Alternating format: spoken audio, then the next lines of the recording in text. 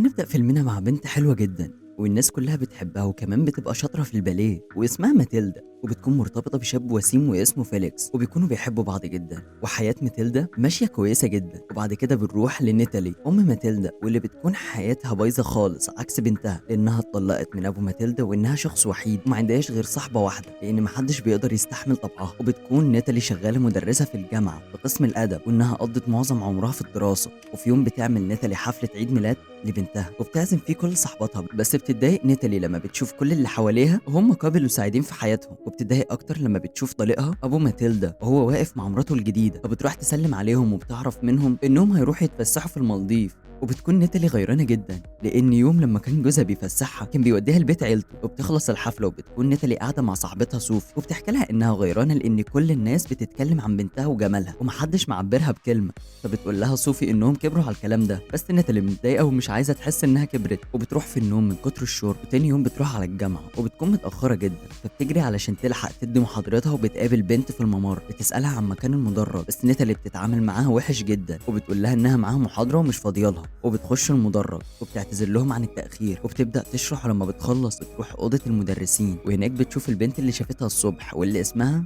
ميلوني. ورئيس الجامعه بيقول لها انها اصغر دكتوره موجوده معاهم في الكليه وان عندها 28 سنه بس. فبتعتذر لها نيتالي عن الطريقه اللي قابلتها بيها الصبح، ومن جواها طبعا بتكون هتموت من الغيره لانها دكتوره في الادب زيها برضه. وبتقترح ميلوني فكره على بقيه الدكاتره وكلهم بيعجبوا بيها، بس نيتالي بتتريق عليها وبتضحك بقيه الدكاتره عليها وبتسيبها وتمشي.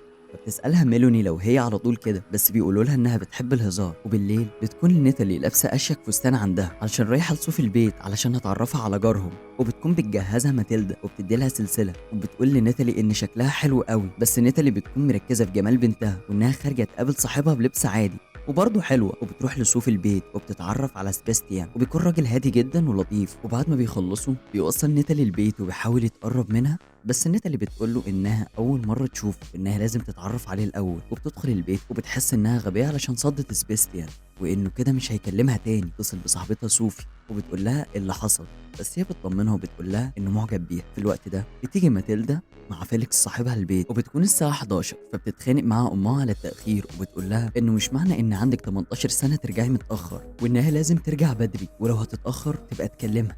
بس ماتيلدا بترد عليها وبتقول لها انها ما عملتش حاجه لكل ده، فبتضربها بالقلم وبتمشي فيليكس. فبتطلع ماتيلدا اوضتها وهي منهاره من العياط، وبتبقى ناتالي مش فاهمه هي عملت كده ليه. وتاني يوم بتحاول تتكلم مع ماتيلدا، بس ماتيلدا مش بترد عليها، ولما بترد بتقول لها انها كانت بتطلع عصبيتها عليها علشان رجعت متضايقه من خروجه امبارح وانها اول مره تضربها من غير سبب معين. فبتحس ناتالي بالذنب وبتقول لها انها هتعزم فيليكس على العشاء، وبتروح لجلسه الدكتور النفساني بتاعها وبتقول له على تغيرات المود بتاعها. فبيقول لها ان ده طبيعي في الفتره دي وان ده بيحصل لكل اللي في سن اليأس اللي زيها. بس ناتالي بتكون رافضه فكره انها كبرت ووصلت لسن اليأس، وبتروح تقعد مع صوفي وبتسالها هي بقالها كام سنه متجوزه، فبتقول لها 20 سنه. وبعد كده بيتكلموا عن بنتهم، فبتقول لها ناتالي انها بتحسد صوفي ان بنتها مش حلوه زي ماتيلدا، بس صوفي بتتضايق من كلامها وبتكون فاكره انها بتتريق عليها وبتسيبها وتمشي. وبالليل وهي قاعده مع بنتها وفيليكس بيجيلها رساله من سبيستيان وبيعزمها على العشاء، فبتتحمس ناتالي جدا من الفكره. وتاني يوم بتروح الجامعه وبتشوف ان الدكاتره اقتنعوا بفكره ميلوني وهينفذوها، بس ناتالي بتروح تتريق عليها للمره التانيه وتمشي. بس المره دي بتطلع وراها ميلوني وبتسالها هي ليه غيرانه منها وبتعاملها كده، فبتقول لها انها مش حابه فكره ان الناس كلها حواليها ومحدش بيحبها، وبتقول لها ان كل ده بيحصل عشان حماس الشباب اللي عندها وانها لما تكبر هتكون شبهها.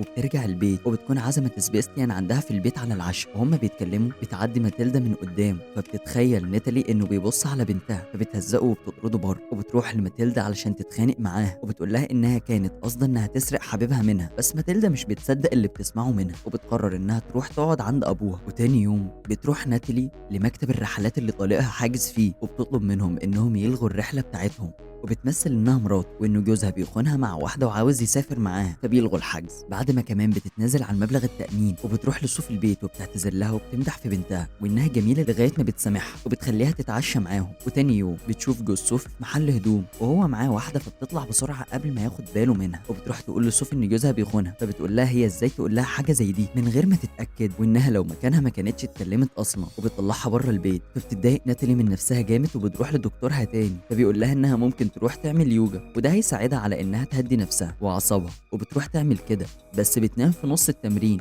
لانها مش متعوده عليه. وبيجي يوم اللي طليقها ومراته هيسافروا فيه، وهم في المطار بيقول لهم ان الحجز بتاعهم اتلغى. فبيرجعوا البيت وبيكون طليق ناتالي عارف انها السبب، وبيطلب من ماتيلدا انها تكلم امها وتقول لهم انهم سافروا. ولما بتعمل كده بيتأكد إن هي السبب لما بتتصدم من الخبر، وبيقول لماتيلدا إنها تروح تقعد مع أمها وإنها ما تسيبهاش لوحدها في الفترة دي. وبترجع ماتيلدا فعلا وهي بتتعشى مع أمها بتقعد تكح جامد ووشها بيحمر.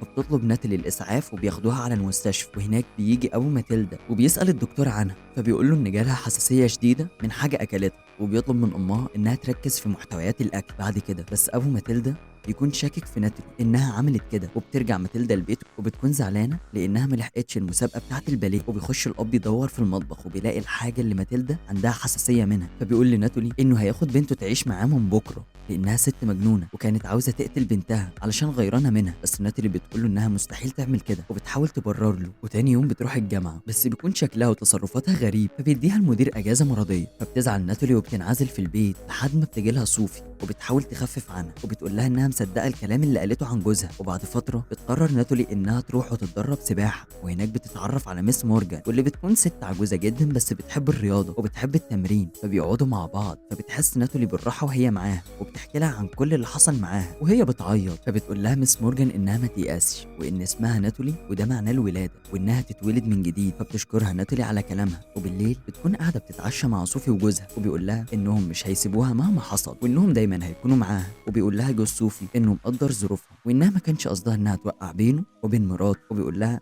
ان اللي كانت معاه دي تبقى بنت عمه وانه كان لسه هيعرفها على صوفي. فبتتكسف ناتالي جدا من نفسها. وبعد كده بتيجي بنت صوفي واللي اول ما بتشوفها ناتالي بتزعق لها وبتكون مش طايقاها لانها كانت فاكره انها كانت عاوزه تقتل ماتيلدا. بس بتاخدها صوفي على اوضتها وبتروح ناتالي بيتها. وتاني يوم بتروح النادي بس مش بتلاقي مس مورجان ومش معاها رقمها علشان تطمن عليها. فبتاخد عنوانها من النادي وبتروح لها البيت، بس بتعرف انها ماتت بسبب انها وقعت من على السلم. فبتزعل ناتالي جدا وبتعرف ميعاد الجنازه علشان تروح. فبتنهار ناتالي وبتقرر انها تروح لسبيستيان مكان شغله وتتكلم معاه، وبتعتذر له على كل اللي حصل منها، وبتقول له ان يجي معاها العزاء بتاع مس مورجان علشان مش عاوزه تروح لوحدها.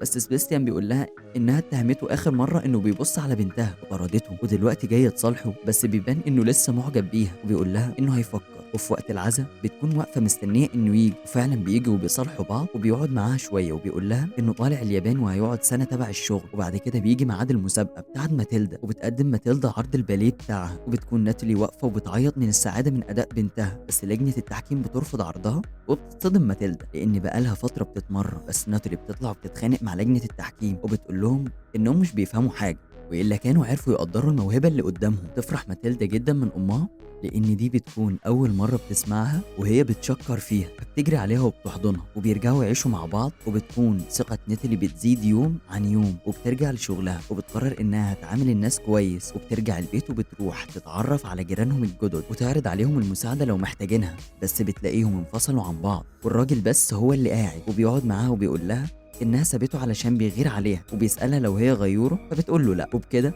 يبقى خلصنا فيلم النهارده. كان معاكم محمد نوبي.